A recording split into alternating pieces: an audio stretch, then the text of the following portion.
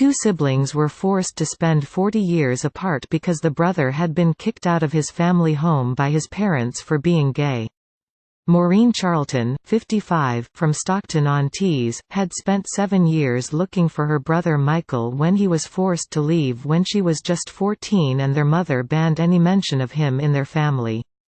When her mother died in 2007, Maureen learned the truth from her other brother Graham, that he had been told to leave for being gay, and thanks to the long-lost family team, the siblings were reunited.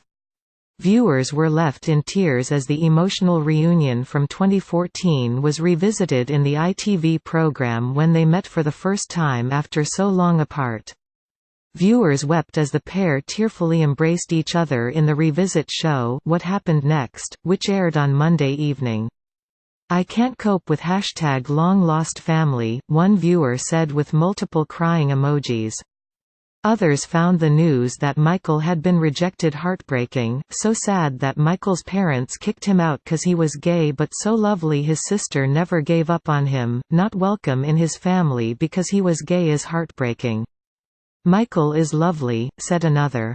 "Imagine carrying a baby for 9 months going through all the sickness and the kicks and the flutters to disown your child for being attracted to the same sex. Not a loving bone in her body. Cruel. Poor Maureen and Michael," added one.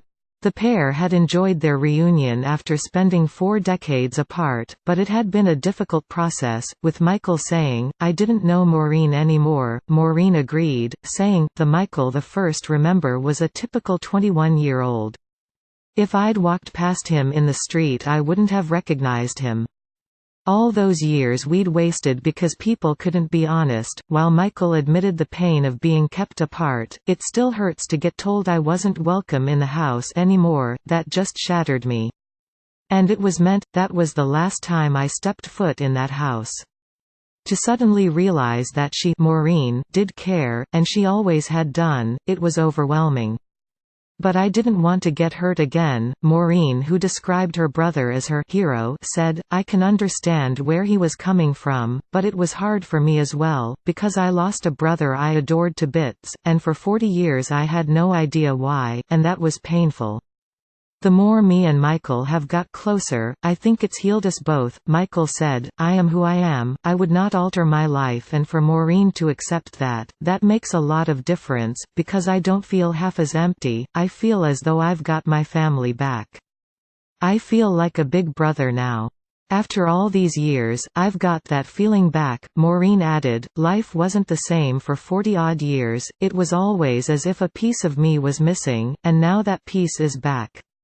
I couldn't be more happy." In 1971 everything changed for Maureen when she came home and discovered Michael had gone and her mother told her never to mention him again as photos started to disappear. It was just, "Okay, he's gone." She was just erasing him from her memory. "I think she was hoping over the years that I would forget I ever had an elder brother." When her mother died in 2007, her family were discussing the funeral, and Graham turned to her and said that Michael was gay. "I was so mad. You mean to say to me that my brother has been living a separate life from us?" She said if she'd have been older she would have been able to stand by him. "He's gay, so what? That is a pathetic excuse to disown anyone. He was 21 years old and he must have been devastated."